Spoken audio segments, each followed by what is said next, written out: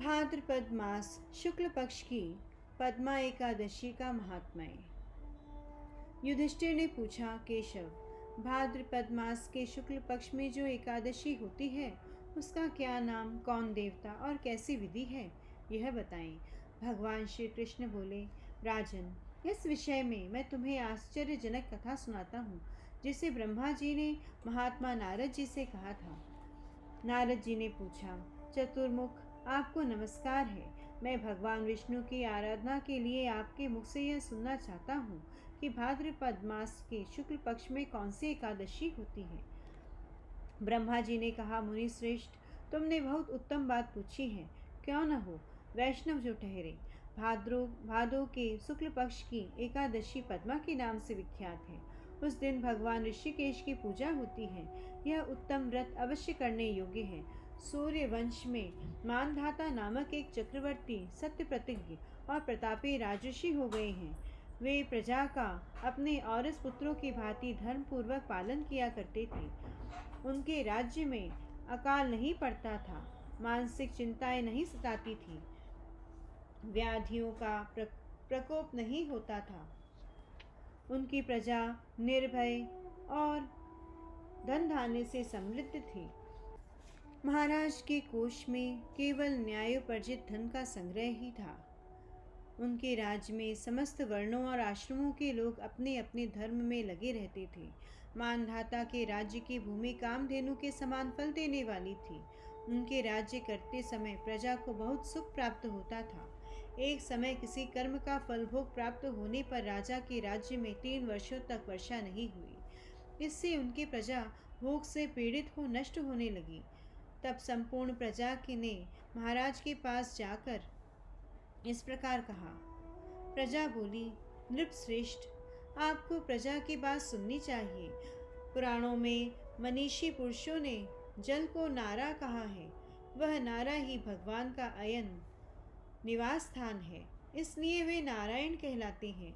नारायण स्वरूप भगवान विष्णु सर्वत्र व्यापक रूप में विराजमान है। वे ही मेघ स्वरूप होकर वर्षा करते हैं। वर्षा से अन्न पैदा होता है और अन्न से प्रजा जीवन धारण करती है। नृपश्रेष्ठ, इस समय अन्न के बिना प्रजा का नाश हो रहा है। अतः ऐसा कोई उपाय कीजिए जिससे हमारे योग क्षेम का निर्वाह हो। राजा ने कहा, आप लोगों का कथन सत्य है, क्योंकि अन्न को ब्रह्म कहा गया है। अन्न से प्राणी उत्पन्न होते हैं और अन्न से ही जगत जीवन धारण करता है। लोक में बहुधा ऐसा सुना जाता है तथा पुराणों में भी बहुत विस्तार के साथ ऐसा वर्णन है कि राजा के आचार से प्रजा को पीड़ा होती है। किंतु जब मैं बुद्धि से विचार करता हूँ तो मुझे अपना किया हुआ कोई अपराध दिखाई नहीं देता। फिर भी मैं प्रजा का हित करने के लिए प्रयत्नपूर्वक कार्य करूँगा। ऐसा निश्चय करके राजा मानधाता इने गिने व्यक्तियों को साथ ले विधाता को प्रणाम करके सघन वन की ओर चल दिए। वहां जाकर मुख्य मुनियों और तपस्वियों के आश्रमों पर घूमने फिरने लगे। एक दिन उन्हें ब्रह्मपुर अंगिरा ऋषि का दर्शन हुआ। उन पर दृष्टि पड़ते ही राजा हर्ष से भरकर अपने वाहन से उतर पड़े और इंद्रियों को वश में रखते हुए दोनों हाथ जोड़कर उन्होंने मुनि के चरणों में प्रणाम किया।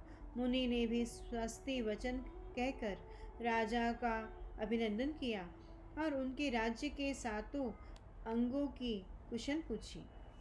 राजा ने अपनी कुशल बताकर मुनि के स्वास्थ्य समाचार पूछा। मुनि ने राजा को आसन और अर्घ्य दिया। उन्हें ग्रहण करके जब वे मुनि के समीप बैठे तो उन्होंने इनके आगमन का कारण पूछा।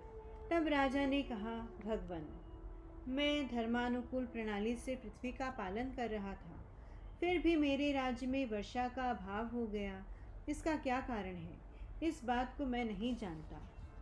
ऋषि बोले, राजन, यह सब युगों में उत्तम युग है।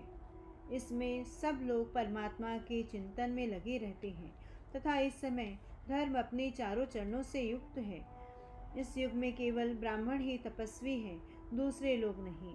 किंतु महाराज, तुम्हारे राज्य में यह शूद्र तपस्या करता है, इसी कारण मेघ पानी नहीं बरसाते। तुम इसके प्रतिकार का यत्न करो, जिससे यह अनावृष्ट का दोष शांत हो जाए।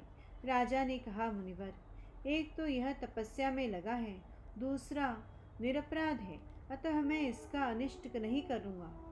आप उक्त दोषों को शांत करने वाले किसी धर्म का उपदेश कीजिए। ऋषि बोले, राजन, यदि ऐसी बात है तो एकादशी का व्रत करो। भाद्रपद मास के शुक्ल पक्ष में जो पद्मा नाम से विख्यात एकादशी होती है, उसके व्रत के प्रभाव से निश्चित ही उत्तम वृष्टि होगी। नरेश, तुम अपनी प्रजा और परिजनों के साथ इसका व्रत करो। ऋषि का यह वचन सुनकर राजा अपने घर लौट आए। उन्होंने चारों वर्णों की समस्त प्रजाओं के साथ भादों के शुक्ल पक्ष की पद्मा एकादशी का व्रत किया। इस प्रकार व्रत करने पर मेघ पानी बरसाने लगे, पृथ्वी जल से आप्लावित हो गई और हरी भरी खेती से सुशोभित होने लगी। इस व्रत के प्रभाव से सब लोग सुखी हो गए।